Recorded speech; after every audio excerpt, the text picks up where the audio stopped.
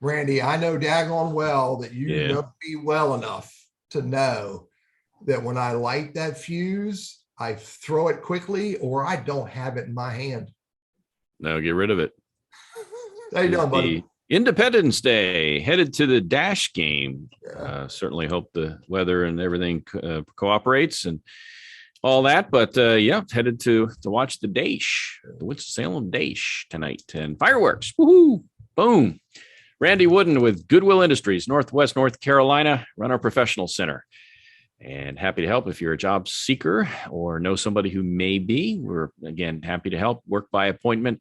I know every Wednesday, Teddy and I get together for an hour with a special guest to talk about job hunting and professional development, all kinds of other topics that interest us and hopefully you as well. Also on Monday, we get together for about 15 minutes or so, share some stories, some tips, and some fun things that happened on this date in history. So before we dive into that, Teddy, who are you and what are you doing here anyway? What do I do? Hey, for those who've never met me, I work for a company called Burriss Consulting. We're LinkedIn strategists, trainers, and coach. And we're also building a model teaching Google Workplaces business tools. Because these are business tools. We love helping people figure out how to use these tools in much more purposeful ways. I do one-on-one coaching, corporate training, public speaking. I stand on street corners and proselytize about the power of LinkedIn. Hey. So every week, Randy and I get together. We play a little. We play a little bit. We share a little bit. We tell on Monday. We tell some stories, introduce our upcoming guests, and then then we have some tips that we think can be useful for everybody. And so, but Randy has started a new model, and he's doing crack research every week. I do. And Teddy, put your trivia hat on. We're going to talk birthdays in history. So here's one that everybody's heard of, and then I'm going to quiz you on a couple other ones. Geraldo Rivera, remember Geraldo? He's still still doing his thing. Mustache dude. Yep, 1943, and everybody's. I'm old enough to remember when he had his talk show, and a guy threw a chair at him and broke his nose on TV. And also, was it Al Capone's too, or? Where did he uncover? He tried, and it ended up being kind of like, oh, well, it's kind of a downer. But anyway, was it his safe or something? Or Al Capone's crypt? Something? Yeah, I don't know. All right, so here's some trivia for you. Birthdays. This guy was born in 1847, so he wasn't around when we were youngsters. But or maybe he was. I don't know. Maybe he lived forever. I have no idea. The guy's name is James Bailey. I don't know him. All right. Now think about an entity that has the word Bailey in it as the second name. Is it a liquor? Something in Bailey. It begins with B. Bill Bailey? Barnum and Bailey. Was he a carny? He was the second half of the animal. I don't know. He was the second half of Barnum and Bailey Circus. So he was certainly a showman. Also on this date, Eppie Lederer, 1918. Eppie Lederer, which is a female, by the way. Eppie. Was that Lederer? Was she the mama of somebody? Nope.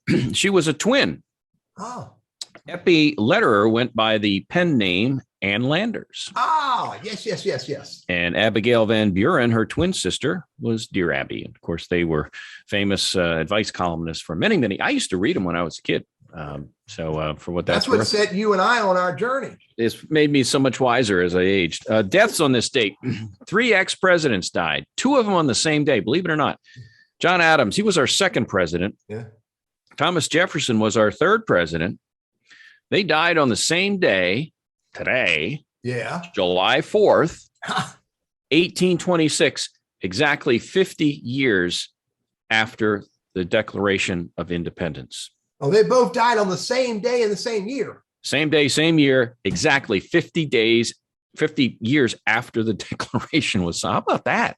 Yeah. And a third president, this guy was the 5th one. So number 2, 3, and number 5. I won't quiz you on who number 5 is. I'll tell you, it's James Monroe. Monroe? He passed away in 1831. So 3 of our early on presidents died on this date in history. That sounds like a conspiracy theory, Randy. You better look into that one. I don't know. We have to, what do they call it? Exhume the grave and see what's going on. But anyway, so that happened.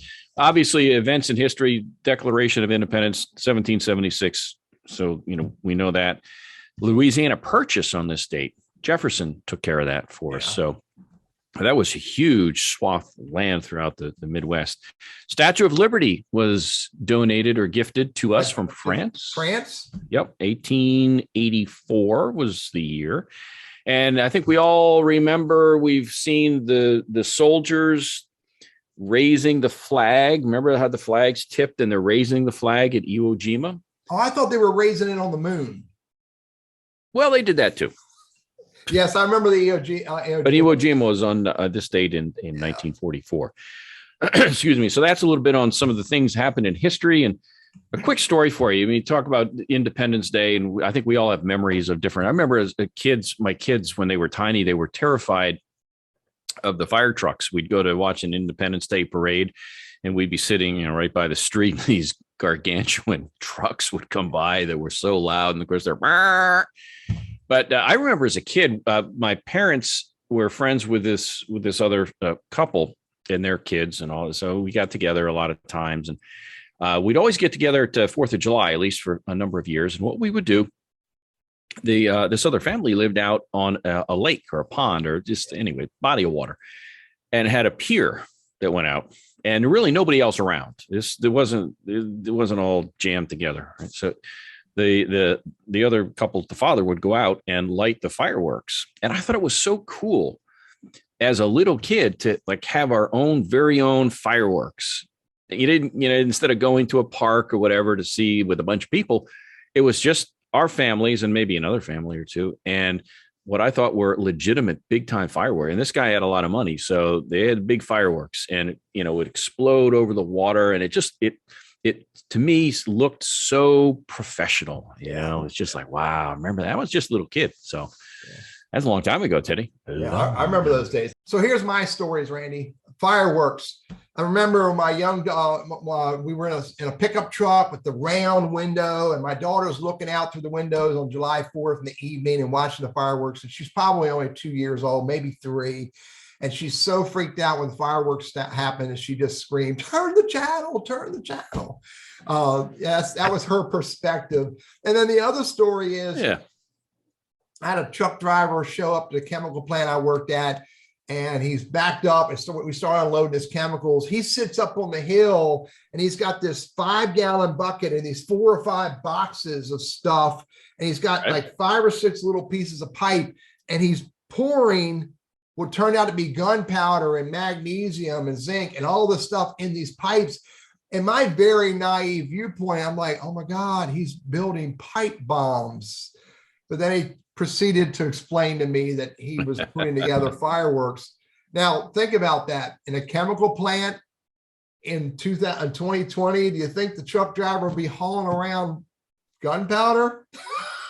Not likely. So anyway, those are my interesting stories, man. How about that? Hey, we got a good guest coming up, don't we? Yeah. Show 117 is with Kenneth Lang. Kenneth is a good professional buddy I've met years ago. He's involved in job search, and he's a sort of like an introvert. So he's going to bring a conversation about, he's got top 10 tips for introverts in business and introverts in job search. So it's going to be a cool conversation. Remember, Wednesday, 11:55 a.m. Eastern Standard Time. So look, join us and hear what Kenneth has to share. I can promise lots of fun stuff. So cool. So, all right. Well, I'm going to take a real quick tip here. We got a couple minutes. Well, let's do that. In case you live under a rock and hadn't heard, there's a lot going on in the news. You can take it chronologically or alphabetically, but in any event, whether you're talking about the Roe v. Wade, you're talking about vaccine mandates, mask mandates, diversity, equity, inclusion, inflation, January 6th investigation. I mean, again, it goes on and on. Point being, if you're in an interview and you get faced with a question that kind of puts you on the spot, you really don't want to talk about it, Yeah. Or the same thing in your personal life or even at work. And somebody brings up a topic. How do you deflect it? Yeah. Not how to have the conversation. That's a whole other topic. If you want to go into that, we can do that another day. But here's a thought for anybody who is faced with a difficult question and needs to or wants to avoid a direct answer for not fear, but just knowing, okay, this is going down a rabbit hole and there's no winners here. It's just two people yakking. It's called a verbal cushion. And I've talked about this for years, and I'll be very brief, but a verbal cushion is something that you would say, or even sometimes do, I suppose.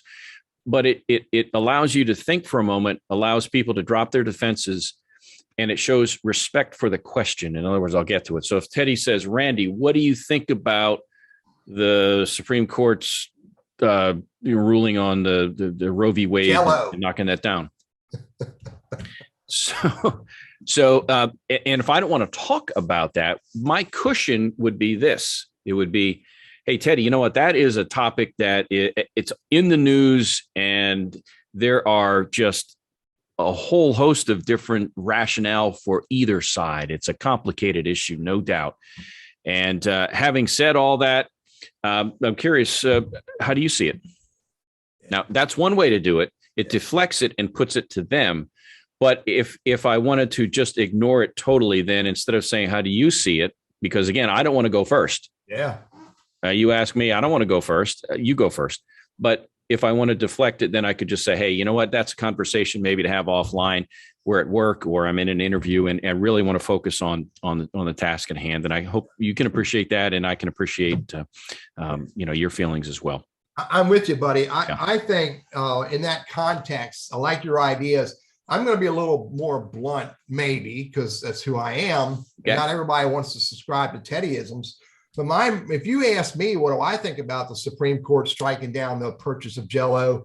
I might say to you, that's a really big issue. And I just hope our country figures out a way to work through the change that's happened. Mm-hmm. So let's talk about this, company car idea that you shared with me. I'm just going to move to another topic. I'm not even going to let the door open. Yep.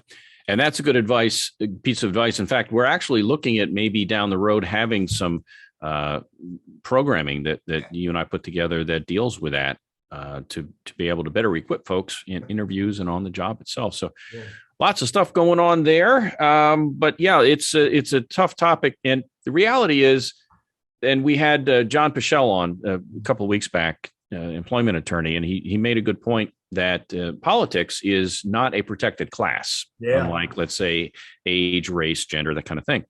However, politics gets into policy and you get into the social component of things. And we are social people and we see news, we hear and read and so forth. So how to wade through all that, this has to be a lawyer's dream.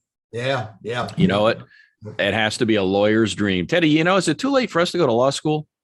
I don't know. No, Randy, absolutely not. Just make sure you don't charge the show with those tuition fees, buddy.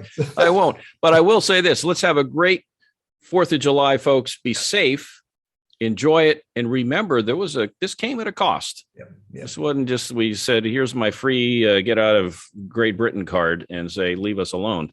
There's a lot of stuff hit the fan over the years, and a lot of people put a lot of things at risk. So I'm with you, buddy. We got to remember why we're having fun, why we're doing picnics and all that stuff. And as you said, it isn't just because it's a holiday. It's because there's reason and lives and growth and change associated with all that we're out here celebrating, have fun doing. So, all right, buddy, look, you have a great day. I will see you at 11:55 a.m. Eastern Standard Time on Wednesday, man. Be good. All right. Have a good one.